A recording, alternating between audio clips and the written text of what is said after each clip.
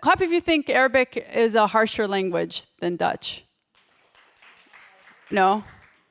I know, right? Okay, a lot of people think like Arabic is such an aggressive sounding, like harsh language because a lot of kha and screaming involved. But have you heard until I heard the Dutch accent and I was like, okay, now I understand why Van Gogh cut his ear off. I'm sorry to the Dutch folks. I speak a few languages, English, obviously Arabic, and checkpoint Hebrew. Anyone else?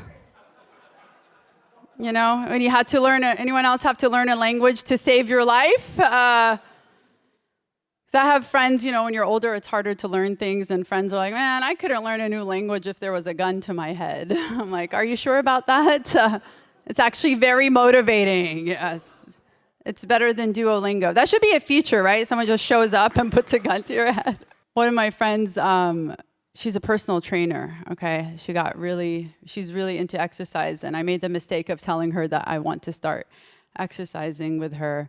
But she's very hardcore, very intense. Like, she's the type of person, you know, she would run during the heat wave, like at least 5 kilometers, you know, wearing a vest, like one of those weighted vests. She is a white woman, I have to say, because who else would go out of their way to create their own struggle, right?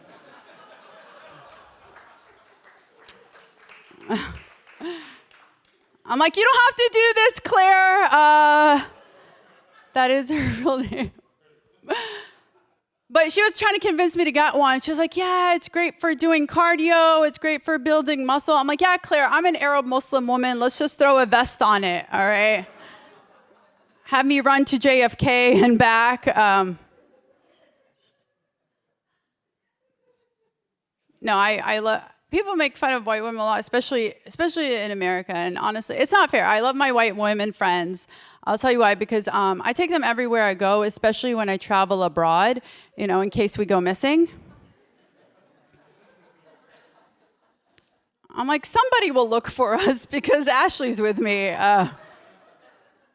Like, let's be real, like, nobody is gonna start a hashtag like find Atheer Yacoub, mostly because they can't spell it.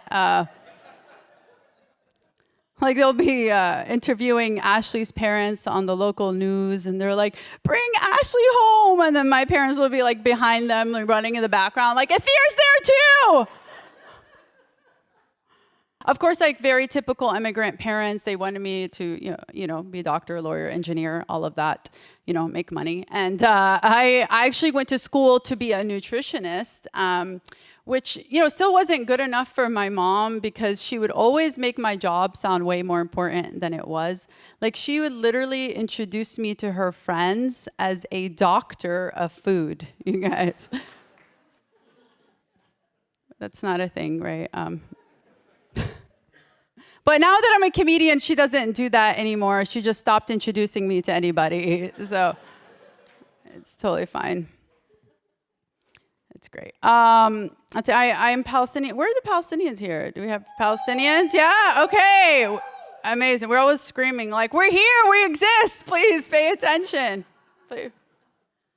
People keep asking me ever since, you know, October, when people realized there was an occupation, everybody's been messaging me, constantly asking. Every time people find out I'm Palestinian, everyone's like, are you okay? Or are your parents okay? Are your parents okay? And I have to keep explaining to them, well, actually, my parents live in Alabama.